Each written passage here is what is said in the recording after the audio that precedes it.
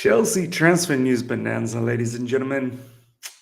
Kalidou Koulibaly, there's something going on, hopefully. Let's talk about all of this. All right. Here we go, back again on the other side of the coin.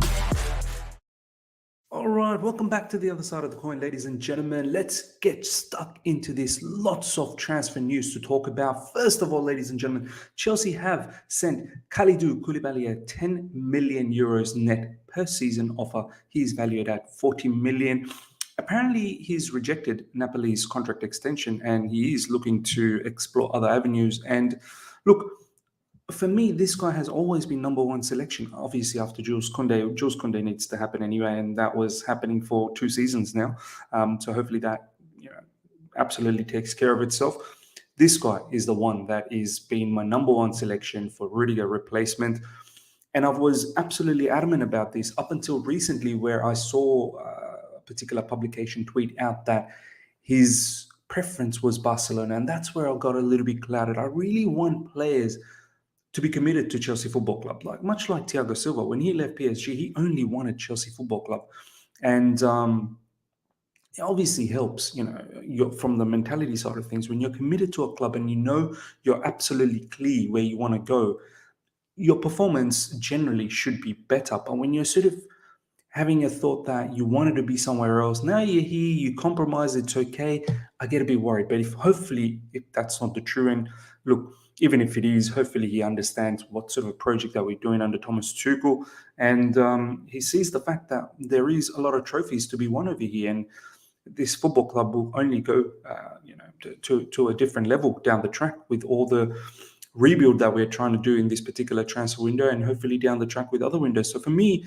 this guy is a beast. He's a beast of a defender.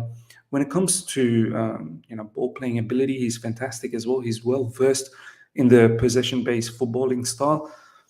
I guess, back three, he would fit in as a LCB in my particular opinion, but he also will give us that option to go as a back four, because he knows completely how to play that as a LCB in a back four. So that's something that we should look out for, that it gives us the opportunity to move back to the traditional back four, so we can use more attacking personnel. A player like him is very crucial for that tactical flexibility. How would he do in a back three? I think he should be fine. I really think he should be fine. Adds more protection, but I suppose I've not really seen Kalidou Koulibaly in a back three in an LCB position, so we'll see what happens, but I think he should adapt. But this player, as I said, gives us the opportunity to go into a back four. So let me know how you feel about Kalidou Koulibaly. For me, the number one selection. Obviously, in recent times, we've been linked with the Ligt. There's another player that we've been linked with is not Jules Koundé. Obviously, we've been linked with Jules Koundé, but I'll show you guys. Kimpembe is another one, and apparently that's quite hot as well. Okay, let's look at this situation, ladies and gentlemen. Sevilla chief Jose Maria Cruz de Andres. I love these sort of Spanish names, man. In the case of Koundé, it is not a matter of money. It's a matter of him wanting to play in a more competitive team than Sevilla, which is fantastic. That's pretty much it. There was, I think, a few other information about this, but this is the main sort of quotation coming from Sevilla chief. Look, we can't screw this up. We really can't screw this up. The transfer window, by the way, is open, ladies and gentlemen. The transfer window is open, if we didn't know. So now it's the time to do madness. Now it really is the time to do madness. And let's have these players in our team for the preseason. Very, very important. We get this done ASAP. There's no problem between Jules Koundé and Chelsea. He was essentially in London to finalise things 2 weeks ago. There you go. Do you remember when Jules Koundé was in London, and we were sort of saying, every Chelsea content creator was going around saying he's loitering around in London. And so he was in London and finalising paperwork, looks like. There's still structural elements behind the deal to be done. Chelsea are confident in making the signing for 50 million to 55 million. This is from Ben Jacobs, who was on Matisse Armani's Twitch channel earlier today. Do check that out. Ben Jacobs is turning out to be a top journalist. So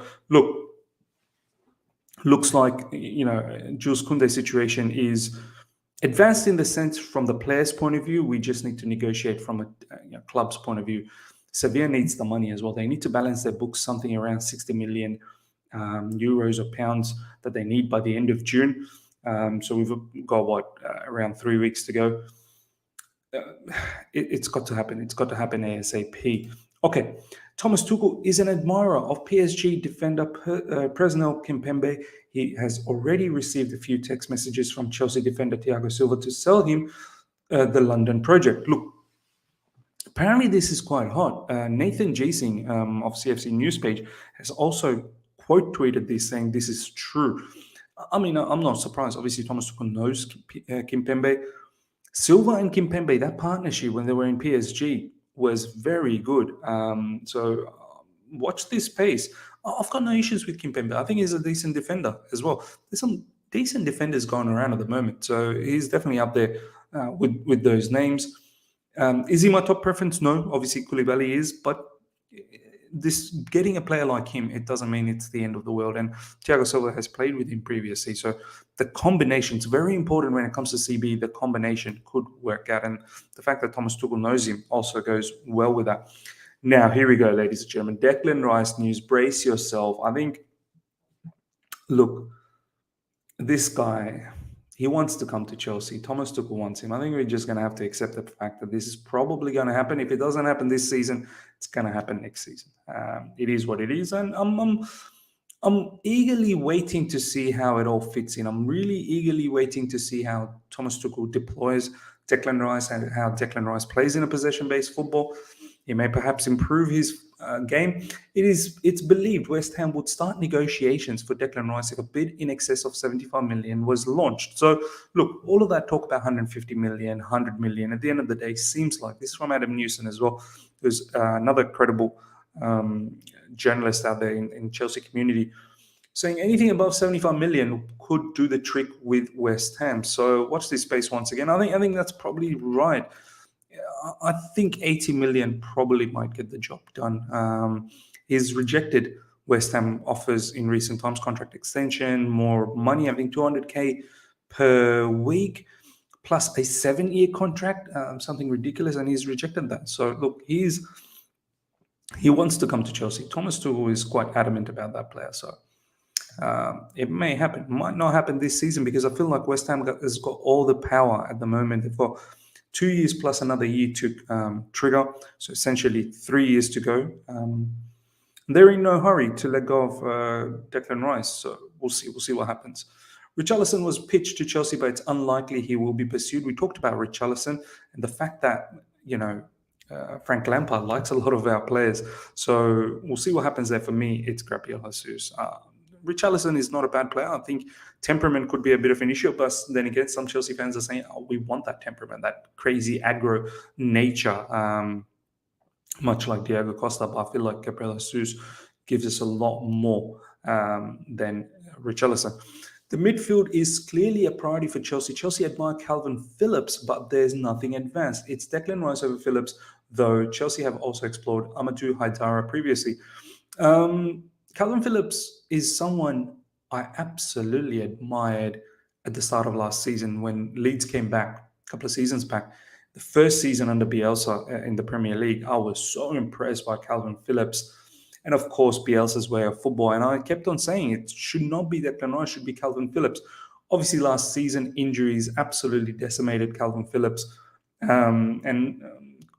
Alongside, Leeds did not do well. So he fell out of the radar. Now he's back in again. Man United is actually thinking about this particular player, and I wouldn't mind him because he understands possession-based football. He understands verticality when it comes to passing as well, because he went through all of that with Bielsa. Amadou Haidara is another one we've been linked with previously. I believe, what's that brother's name from Man United? Oh, it's just Ralph Ragnick. Ralph Ragnick was after this particular player as well, I believe in January for Man United, something like that, and did happen. I don't know much about Amadou Haidara, but a lot of people out there do appreciate this particular player. So, look, Calvin Phillips for me, is a great option as well, but I think he's going to be quite expensive coming from Leeds. So I don't expect this to happen anymore. And yeah, looks like Declan Rice is the preference. Okay, next up, some good stuff in here from Adam Newson, who says Ibrahim Sanagre is a Rice alternative, and Edouard Mendy is set for a new Chelsea contract, which is great. I mean, Mendy deserves a new contract. In regards to Sanagre, I've seen Grimes tweet this out as well, and she said that Chelsea are one of the first priority when it comes to Sanagre. Obviously, if Rice doesn't happen, Liverpool are in the mix as well. In regards to get to Sangare, so I keep saying Sangare, Ibrahim Sangare, and look, I've not watched him, but I've seen quite a lot of clips lately, courtesy of some of you guys, the viewers, sending me some of the clips on DMs. He seems all right physically. He seems like a beast. Defensively, I think he can do a job. But passing-wise, I have my question marks whether he can be as technical as we need for someone to be the deepest midfielder. So I've got my questions in regards to passing ability from Sangare. But you let me know how you feel about Ibrahim Sangare. Obviously, touted to be about 30 million, which is very, very cheap alternative, which I guess makes it a little bit more tasty. Top Ball is linked with Jay-Z and Rock Nation could help Lukaku move to Inter Milan. Lukaku is understood to have been living with an employee of Rock, and the company could play a crucial part this summer. I mean, Jay-Z now is helping out Lukaku to go to Inter Milan. This guy needs to go. He wants to go. He needs to go. This is from Matt Law, so this is no BS at all in terms of transfer market. Matt Law with his opinion pieces, different story.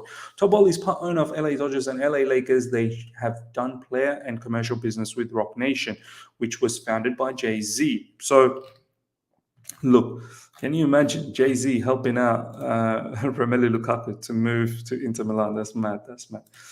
Love to see that. Belgian boss Roberto Martinez on Romelu Lukaku. In Belgium, we are quite relaxed with Romelu's situation. I know it is a big topic, but at the moment he is trying to recover from the injury, and that's the only thing he has in his mind. Okay, if he stays at Chelsea, it will be for the right reasons. If he's moving away, it will be because everyone agrees to it. Romelu is a player I know very well. I managed him at a club level at Everton at a very young age. Yeah, he actually did. So obviously he's got high praise about Romelu Lukaku. He was 19 and had a very different position than he has now. Now he's a player who's very mature and very clear what he wants. He wants to be important and enjoy his football. I'm sure the decision in the summer will be the right one. This whole thing about he wants to be important. If you want to be important, my man, importance doesn't just get given. You've got to work hard for that kind of stuff. You can't just go to a particular club and just demand importance, man. Your attitude has been foul. So, look, I don't want to elaborate too much because we've talked about Romelu Lukaku a lot. Just leave, mate. Just leave and be important in Inter Milan. Best of luck if you can make it happen. Thomas Tuchel is sweating over the future of his captain, Cesar Azpilicueta. Sources claim Azpilicueta was preparing to say farewell to Chelsea, but the change of owners and the losses of Christensen and Rudiger has complicated things. This is from Matt Law. Further goes on to say Tuchel wants Captain Azpilicueta to stay, and more talks will be held after Sunday. Look, I don't mind if Azpilicueta stays, but I don't want to see this guy start next season at all. Like, there should be no scenarios where Azpilicueta starts. If he wants to be a bench player and a rotation player at best, fine. Play those odd games in the FA Cup and Carabao Cup, fine. The dead robbers in the Champions League, when hopefully when the qualification's done for us in the group stage, fine. But under no scenario do I want to see Azpilicueta start next season. I'm afraid if someone like, let's say, Reece James is injured for a little while, then we're going to rely on Azpilicueta, and he's past it. His legs have given up. He can barely last 90 minutes. After 60th minute, he's panting his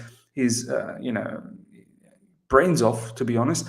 And yeah, like the pace in the Premier League now with the strikers and the attackers that we see, it's too much for him. It's too much. So look, I get it why Thomas Tuchel wants him. That experience, that leadership quality is needed. How can you have, Rudiger, Christensen, Alonso, and all of these brothers leave who are experienced players? Obviously, Rudiger with a lot of leadership quality as well. Alonso was a captain once last season too. So I get that to have these kind of characters in the team is important. But at the same time, this is what I mean with Thomas Tuchel. Like, there are certain things. This is why I would love to have a director of football, love to have proper scouting team to talk to him and say, look, we'll find someone. I mean, you need to probably start building up another player to have that leadership presence in the team. You have players like Reece James, who's turning out to be, leaders in the team. Mason Mount, Kovacic, start relying on them. Aspilicueta, just by keeping him, what do you want? He's gonna want minutes. The World Cup's just around the corner. He would want minutes, regular minutes, so that he can play in that World Cup and then be in that squad. So for me, let him go, man. Let him go. But if he stays, under no circumstances can he start. But let me know how you feel about that. Ladies and gentlemen, official, this statement from Chelsea. Andres Christensen, Danny Drinkwater, Jake Clark, Salter, and Charlie Masunda will depart Chelsea this season. This is made official in the Chelsea app, Fifth Stand. Look, I mean, I've been saying recently, sort of jokingly saying, Barcelona is in the mud. They have not even been able to register Christensen as yet. So, is Christensen going to come back to Chelsea Football Club? It looks like he's departed. So the Barcelona situation should happen very soon. Wish him good, all the best of luck. Good luck to him. So yeah, ladies and gentlemen, let me know everything that we've gone through, especially Koulibaly. I want to know about Koulibaly. What's your preference?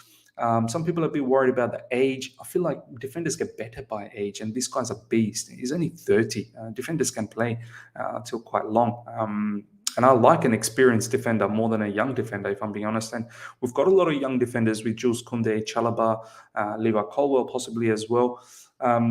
You need experience alongside Thiago Silva. It's very, very important. So let me know how you feel about all of that, everything else that we've gone through in terms of Lukaku, in terms of Jules Koundé, Declan Rice, how you feel about that. I think it's inevitable. So yeah, comments below. Hope you've enjoyed this. Smash the like button. If you're here for the first time, subscribe, hit the bell notification to stay in touch with all my content, and check out the recent video I did with Sam, CFC Central from Twitter. You're really going to like that conversation we had about strikers. So enjoy your night. See ya.